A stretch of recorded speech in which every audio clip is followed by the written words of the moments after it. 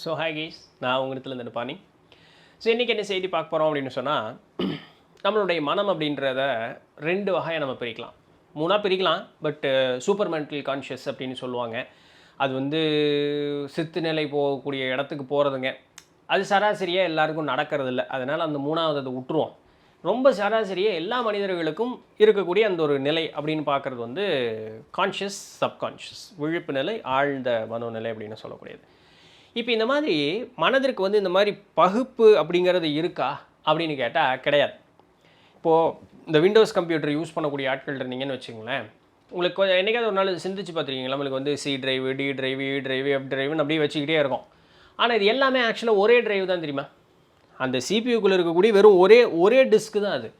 நம்மளுடைய தேவைக்காக அதனுடைய பயன்பாட்டினுடைய நோக்கத்தை கருதி ஒரு டிரைவாக நம்ம பிரிச்சுக்கிறோம், அவ்வளோ மட்டும்தானே தவிர. ஆனால் அது ஆக்சுவலாகவே ஒரு டிஸ்க்கு தான். இதுபோல் தான் மனமும்.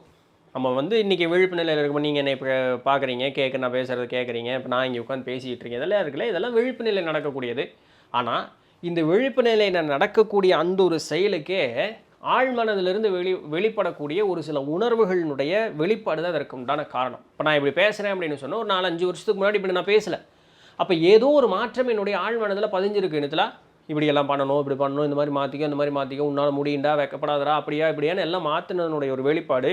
கொஞ்சம் கொஞ்சமாக என்னை நான் வந்து அதுக்கு உண்டான மாதிரி அக்செப்ட் பண்ணிக்கிட்டு இன்றைக்கி நான் என்ன பேச முடியுது அப்படின்னு சொன்னால், இது உள்ளே வந்து ஆழ்மனசுலேருந்து வெளியே வரக்கூடிய அந்த ஒரு இது ஒரு 4-5 நாள், ஒரு வாரம் இருக்கும்னு நினைக்கிறேன்.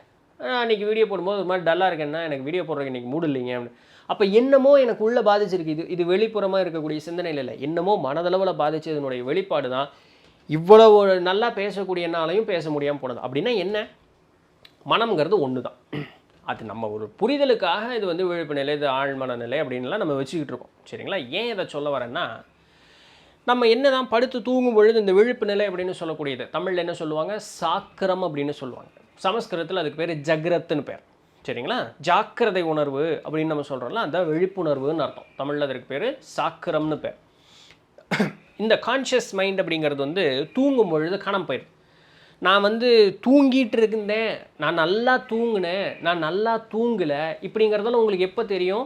நீங்கள் கண்ணை முழிச்சதுக்கப்புறம் தான் தெரியும். அப்போ இந்த விழிப்பு நிலை, நான் முழிச்சிட்டேன் அப்படின்னு சொல்லக்கூடிய அந்த விழிப்பு நிலை தூக்கத்தில் காணாமல் போயிடுது. ஆனால் இந்த ஆழ்மனம்னு சொல்லக்கூடியது அப்பவும் வேலை செஞ்சுக்கிட்டே தான் இருக்குது.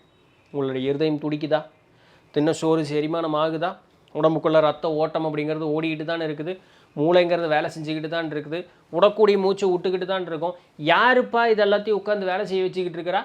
நான் விழிப்பு நிலையில் இருந்தால் மட்டும்தான், என்னுடைய புலன் உணர்வுனாலும் உணர்ந்தால் மட்டுமே எல்லாமே நியாயம், உண்மை அப்படின்னு சொன்னால், தூங்கும்போது நீ என்ன ஆகிற? அதில் கனவு நிலையினால கூட பரவாயில்ல, மூன்றாவது நிலைன்னா ஆழ்ந்த உறக்க நிலைங்கிறது கொண்டு போவோமே. அப்போ போகும்போது எதுவுமே அற்ற ஒரு நிலைக்கு போயிடுவோம். அப்போ நீ யாருன்னு கேட்டால் இந்த புலன் உணர்வே இல்லையே.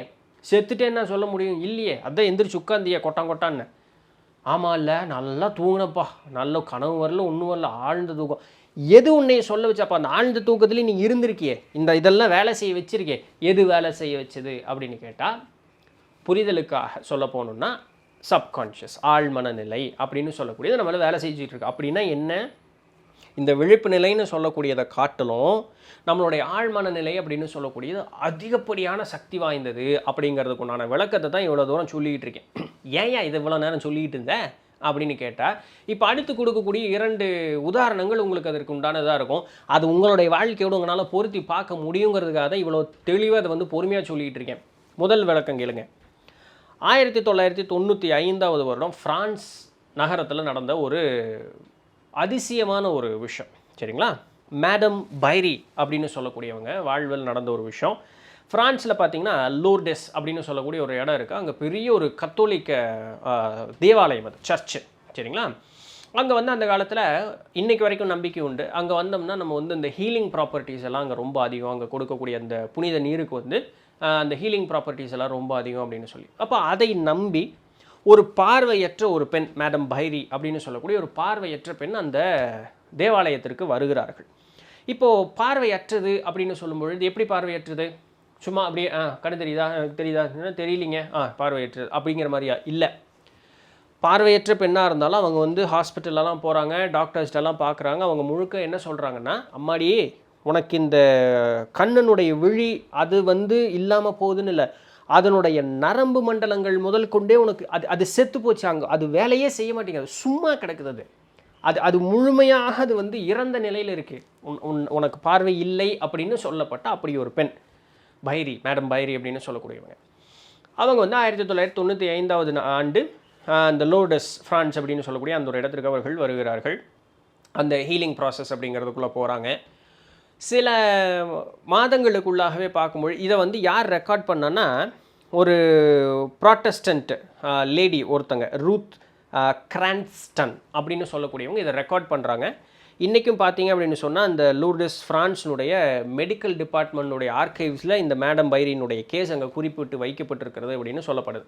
சரி, இந்த ஹீலிங் ப்ராசஸ்க்குள்ளே போகிறாங்க. போகும்பொழுது என்ன நடக்குது அப்படின்னு சொன்னால், இவங்களுடைய கண்ணனுடைய அந்த நரம்பு மண்டலங்கள் இன்னும் வேலை செய்யலை. கண்ணனுடைய அந்த விழியெல்லாம் இருக்கும்ல, அதுவும் வேலை செய்யலை. ஆனால் இவங்களால பார்க்க முடியுது. எப்படி? நரம்பும் இதில் அந்த சிக்னல் அனுப்புறதுக்கு உண்டான அந்த ஒரு இதுவும் வேலை செய்யலை, இந்த விழியும் பாவும் இன்னும் ஒழுக்கமாக வேலை செய்யலை. ஆனால் இவர்களால் பார்க்க முடியுது. It is a medical miracle அப்படின்னு கட்டாடி கழட்டிட்டு நம்ம டாக்டர்கிட்ட பேசுகிற மாதிரி தான் அன்றைக்கி எல்லா டாக்டருமே அதிர்ந்து போயிட்டானே. டேய் என்னடா அது, எப்படா அது நடக்கும்? சில தினங்களுக்கு உள்ளாகவே பார்க்கும்பொழுது இந்த ஹீலிங் தொடர்ந்து இவங்க பண்ணுறாங்க. அந்த சர்ச்சில் அவங்க வந்து இருக்கிறாங்க, தேவாலயத்தில் தொடர்ந்து அந்த ஹீலிங் பண்ணுறாங்க. அந்த நரம்பு மண்டலங்கள் அந்த செத்து போச்சு அப்படின்னு சொன்ன அந்த நரம்பு மண்டலங்கள் மீண்டும் புத்துயிர் பெற்று, இப்போ நமக்கு எப்படி சராசரியாக அது வேலை செய்தோ, எப்படி நம்மளுடைய கண் விழி பாவோடு இருக்கோ, அதுபோல் அந்த பெண்ணுக்கு எல்லாம் மறுபடியும் புத்துயிர்வு பெற்றுச்சு அப்படின்னு சொல்கிறாங்க. இது ஒருத்தர்னாலையும் ப்ரூவ் பண்ண முடியல, ஆனால் அது நடந்த நிகழ்வு அப்படிங்கிறது அங்கே ரெக்கார்டரில் இருக்குது. அப்போ இந்த புக்கு எழுதின டாக்டர் ஜோசப் மர்ஃபி என்ன சொல்கிறாருன்னா, இப்போ அந்த தேவாலயத்தில் கொடுக்கப்பட்ட அந்த புனித நீர் தான் இதற்கு காரணமானா இல்லைன்னு நம்மளால் சொல்ல முடியாது.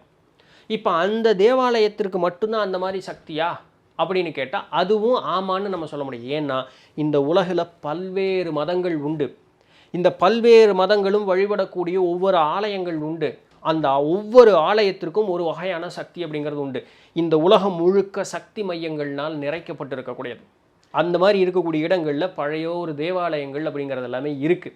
சரிங்களா? அது வந்து கிறிஸ்துவ மதமோ கிறிஸ்துவ மற்ற மதமோ எல்லா மதங்களுக்கும் இது பொது. அப்போ அந்த இடம் சென்றதால் அது நடக்குமா? நடக்கும், இல்லைன்னு சொல்கிறதுக்கு இல்லை. ஆனால் அது மட்டும்தானான்னு கேட்டால் அங்கே தான் இல்லை. அப்போ வேற என்ன? இங்கே வந்தால் எனக்கு நல்லது ஒரு மாற்றம் நிகழும், நான் மாறுவேன்னு சொல்லக்கூடிய அந்த பெண் மேடம் பைரியினுடைய அந்த மனோதிடம் இருந்தது பாருங்க, அதுவே அவர்களை மாற்றியது அப்படிங்கிறாரு ஆத்தர். புரிஞ்சுக்கங்க, அந்த புனித தேவ நீர் வந்து அவர்களை மாற்றியதா? அது மட்டும் மாற்றலை, அது ஒன்று மட்டும் அவர்களை மாற்றிருக்காது. இது என்னை மாற்றும்னு நம்பினாங்க பாருங்க, அந்த நம்பிக்கை, அந்த உள்ளுர அவர்கள் நம்பி அந்த ஒரு நம்பிக்கை அவர்களை மாற்றியது. ஏன் நீ வேற சும்மா அடுத்த எடுத்துக்காட்டு சொல்கிறேங்க இல்லைங்க. சவுத் ஆஃப்ரிக்காவில் ஜோஹனஸ்பர்க் அப்படின்னு சொல்லக்கூடிய இடத்துல ஒரு ப்ராட்டஸ்டன்ட் மினிஸ்டர் ஒருத்தர் இருக்கார். அவருக்கு பார்த்தீங்க அப்படின்னு சொன்னால் லங்ஸ் கேன்சர் வந்துருச்சு. சரிங்களா? இவர் என்ன பண்ணுறாரு அப்படின்னா, ஒரு நாளில் பல தடவை, எவ்வளோ தடவைன்னு சொல்ல, செவரல் டைம்ஸ், பல தடவை என்ன சொல்கிறாரு, தன்னை வந்து அப்படியே அமைதியாக ஒரு நிலைப்படுத்தி அப்படி ஒரு இடத்துல அமர்த்தி கொள்வாராம். அப்போ அவர் என்ன சொல்கிறாருன்னா, கால் பாதத்திலிருந்து தலை உச்சி வரைக்கும் அப்படியே வர்றாரு. என்ன சொல்கிறாரு, என்னுடைய பாதங்கள் அப்படியே தளர்வான ஒரு நிலைக்கு செல்லுகிறது, என்னுடைய கணுக்கால் தளர்வான நிலைக்கு செல்லுகிறது, என்னுடைய தொடைப்பகுதி தளர்வான இதுக்கு செல்லுகிறது, இடுப்பு பகுதி, வயிற்று பகுதி, என்னுடைய மார்பு, என்னுடைய கைகள், தோள்பட்டை, கழுத்து, முகம், தலை அப்படின்னு சொல்லக்கூடிய இது முழுவதுமாக அப்படியே தளர்வானது ஒரு நிலைக்கு செல்கிறது, அப்படியே ரிலாக்ஸ்டாக இருக்கேன் அப்படின்னு சொல்லி அவர் வந்து அப்படியே தளர்வான நிலைக்கு போகும்போது அப்படியே தன்னை மறந்து அப்படியே இருக்கக்கூடிய ஒரு நிலை. அது வந்து இறைவனை அருகில் நெருங்கக்கூடிய அந்த ஒரு இடம் அப்படின்னு சொல்லப்படுது. சரிங்களா? ஏன்னா தன்னை மறந்த ஒரு நிலையில் தான் நம்ம இறைவனை நெருங்குவோம். இந்த ஒரு நேரம் அப்படின்னு வரும்பொழுது அவர் என்ன சொல்கிறாருன்னா, இறைவனார் என்னை தன் பார்வையில் ஒரு சிறந்த ஒரு உடல் கொண்ட ஒருத்தனாக பார்த்துருப்பார் இல்லையா, அவர் எப்படி இந்த மாதிரி ஒரு திடகாத்திரமான உடல் நலத்தோடவும் மனோதிடத்தோடவும் இருக்கக்கூடிய ஒருத்தனாக, இறைவனுடைய பூரணமான அம்சம் பொருந்தியவனாக, இறைவனுடைய திருக்காட்சியில் என்னுடைய உருவம் எப்படி இருந்திருக்குமோ அந்த உருவம் படி நான் இப்பொழுது ஆகிறேன் அப்படின்னு அந்த வார்த்தையை சொல்லுவாராம். திருப்ப சொல்லுவாராம், என்னுடைய உடல் வந்து நல்ல ஒரு புத்துணர்வு பெற்றதாக மாறுகிறது, நான் வந்து நல்ல திடகாத்திரமான நோய் நொடி அற்றவனாக என்னுடைய வாழ்வில் நான் வந்து முழுமையாக மாறுகிறேன் அப்படின்னு சொல்லி அந்த திடகாத்திரமான ஒரு நிலையில் இருக்கக்கூடியவருடைய அந்த ஒரு உருவ காட்சி இருக்குமில்ல, அந்த காட்சியை முழுமையாக அவருடைய மனசில் கொண்டு வந்து நிறுத்தி, இதுவே தேவர் இந்த காட்சி மட்டுமல்லாமல் இறைவன் இன்னும் சிறப்பான என்னது ஒரு ஒரு ஒரு நிலை நமக்கு தர முடியுமோ அந்த நிலையும் தந்து அருளுகிறார் அப்படின்னு சொல்லக்கூடிய அந்த ஒரு நிலை அப்படியே மனசில் நினச்சிட்டு அப்படியே சிறிது நேரம் அப்படியே அமைதியாக உட்கார்ந்துட்டு இருப்பாராம். பின்ன எந்திரிச்சு அவருடைய சராசரி வேலைக்கு போயிடுவார். ஆனால் இந்த ஒரு பயிற்சியை ஒரு நாளில் பல தடவை செய்வார். வெறும் 3 மாதம்தான் நினைக்கிறேன். ஆமாம், ஒரு 3 மாத கால அளவிற்குள்ளாக அப்படின்னு சொல்லி ஒரு நேரத்துக்குள்ளே அவருடைய லங் கேன்சரில் குணமாயிட்டு போச்சு. ரொம்ப சிம்பிள், கேன்சர் குணமாகி போச்சு. இன்னொரு விஷயம், டாக்டர் ஜோசப் மர்ஃபி கிட்ட ஒருத்தர் வர்றாரு. அவருக்கு இடுப்பில் அடிபட்டதுனால கால் வேலை செய்யாது. கால் வேலை செய்யாத ஒரு காரணத்தினால நடக்க முடியாது ஆப்வியஸ்லி, இல்லையா? அப்போது ஜோசப் மர்ஃபி என்ன சொல்கிறாருன்னா, அப்பா இங்கே பாரு, நீ வந்து அந்த தியான நிலையில் அப்படியே அமைதியாக உட்காந்துக்கணும். நீ எழுந்து நடப்பதாக உன்னை நீ வந்து உன்னுடைய மனக்கண்ணில் உன்னுடைய காட்சி நீ வந்து கொண்டு வந்து நிறுத்தணும். இது நடக்கும் அப்படின்னு சொல்லி நீ மனசில் ஊன்றி நிறுத்திட்டு, நான் நடக்கிறேன், நடக்கும்ங்கிறது எதிர்காலம், நான் நடக்கிறேன் அப்படின்னு சொல்லி நிகழ்காலத்தில் நீ அதை சொல்லி உன்னுடைய மனக்கண்ணில் வந்து அந்த காட்சியை வந்து முழுமையாக ஆழமாக உன்னுடைய மனதில் வந்து அதை பதிச்சுக்கோ. இதை தினசரி செய் அப்படின்றார். இதுதான் இது. அப்போ அந்த அந்த அந்த ஒரு பார்த்த அந்த இவர் வந்து பேஷண்ட் வந்து அதை செய்ய ஆரம்பிக்கிறார். ஒரு நாள் பார்த்தீங்கன்னா அவருடைய மனையாளும் மக்களும் வந்து வீட்டில் இல்லை. இது வந்து ஆக்சுவலி இவங்க வேணுக்குன்னு பண்ண ஒரு ட்ராமா க்ரியேட் பண்ணினது. ஆனால் அது அவருக்கு தெரியாது இது இவங்க க்ரியேட் பண்ண ட்ராமான்னு. அப்போ என்ன பண்ணுறாங்க, மனையாளும் மக்களும் வீட்டில் இல்லை, எதுத்தில் ஃபோன் அடிக்குது. இப்போ ஃபோனை போய் அவங்க எடுத்தே ஆகணும். இவர் மனக்கண்ணில் வந்து அந்த ஃபோனை எடுப்பதாக நினைத்தது தான் கோடு. அந்த கால் தானாக வந்து வேலை செய்ய ஆரம்பிச்சிருச்சு. அவர் வாட்டுக்கு எந்திரிச்சு நடக்க ஆரம்பிச்சார், ஃபோன் எடுத்துட்டார், பேசிட்டார், அவருடைய உடம்பு சரியாக போச்சு. இது எதுவுமே மேஜிக் கிடையாது. இது எல்லாமே ரெக்கார்டட். இது எதுவுமே மேஜிக் கிடையாது. நம்மளுடைய லஹரி மகாசாயவனுடைய வாழ்க்கையில் அந்த ஆட்டோபயோகிராஃபி ஆஃப் யோகியில் பார்க்கும்பொழுது அதில் வந்து அந்த ராம் தானே அந்த அந்த ஒரு சேவகர் இருப்பார் லஹரி மகாசாயக், அவருக்கு கண் பார்வை தெரியாது, பிறவையிலிருந்தே அவர் குருடு, சரிங்களா? அப்போ என்னென்னா ஒருத்தர் சொல்ல போக லஹரி மகாசாயா ஹீல் பண்ணுவார் அப்படின்னாப்பா எனக்கு அந்த மாதிரியெல்லாம் சக்தி கிடையாது, எல்லாரும் என்னென்னமோ சொல்கிறாங்க, எனக்கு அப்படியெல்லாம் கிடையாது, நான் சாதாரண ஒரு மனுஷன்தான், சாமிகிட்ட நீ வேண்டு நடக்கும், உன் புருவ மத்தியில் கவனத்தை வச்சுக்கொண்டு அந்த புருவ மத்தி வந்து கை சுட்டி மட்டும் காட்டுவார். ஒரு வாரத்தில் அவருக்கு பார்வை கிடச்சிரும். பிறவை குருடு தான், ஆனால் இது செஞ்சால் எனக்கு நடக்கும்னு அவர் நம்பினார். அது நடந்தது. லஹரி மகாசாயா அதை நான் ஒன்றும் பண்ணலை, அது நடந்தால் அது சாமி உனக்கு ராமர் உனக்கு அது சரி பண்ணுவார், நீ நம்பின உனக்கு அது நடந்ததுன்ட்டார் லஹரி மகாசாயா. இதே தாங்க இங்கேயும் சொல்கிறாங்க, நம்பினால் நடக்கும். கடைசியாக அந்த ஒரு இவர் கிறிஸ்துவர்கள்னால அந்த பைபிள் கோட்ஸ் கொடுக்குறாங்க, பட் அதெல்லாம் நமக்கு முக்கியமில்லை. செய்தி தான் பாருங்கள், மேத்யூ 21:22 எனக்கு அது அப்படி தான் சொல்லுவாங்கன்னு நினைக்கிறேன், எனக்கு தெரியல. யார் எதை வந்து வேண்டுதலின் பொழுது நம்பிக்கையோடு கேட்கிறார்களோ அவர்களுக்கு அது கிடைக்கும் அப்படிங்கிறது அந்த Matthew 21:22. Whatsoever ye shall ask in prayer believing ye shall receive, அதுதான் இருக்கக்கூடியது. இது எல்லா மதங்கள்லேயும் எல்லா பெரியவர்களும் நமக்கு காட்டி கொடுத்து போன ஒரு ஒரு வழிமுறை தான். நாம் நம்புறதில்ல, அவ்வளோதான். நம்ம நம்புனா எல்லாம் நடக்கும். எனக்கு வந்து இது கிடைக்கும் அப்படின்னு நான் நம்பினா அது எனக்கு கிடைக்கும். நம்பாத வரைக்கும் எதுவும் இது பண்ணுறது. நம்பினவனுக்கு நாராயணன் சொல்கிற மாதிரி தான், சரிங்களா? அது என்ன, இது எப்போ பார்த்தாலும் மறந்துடுறேங்க. நம்பினவனுக்கு நடராஜன், நம்பாதவனுக்கு யமராஜன் அப்படிங்கிற மாதிரி தான். ஸோ நம்பினா எல்லாம் வரும், சரிதானுங்களே? மார்க்கண்டேயனோட இதில் சாமி என்னை கட்டி காப்பாற்றுன்னு சாமின்னு கட்டி பிடிச்சோன்னு சாமியே வரலையா, யமதர்மனையே வந்து எரிக்கலையா, நடக்கும். ஆனால் ஆழமாக மனசார நம்பணும். இதை வச்சு உங்களுடைய வாழ்க்கையில் உங்களுக்கு எப்படி வேணாலும் மாற்றத்தை கொண்டு வந்துக்குங்க அப்படிங்கிறதுக்கு உண்டான பதிவு தான். நாளைக்கு வேறு ஏதாவது ஒரு சுவாரஸ்யமான செய்தியில் சந்திப்போம். அதுவரையும் தொடர்ந்து நிறுத்துங்கள். நான் உங்கள் இடத்துல நன்றி.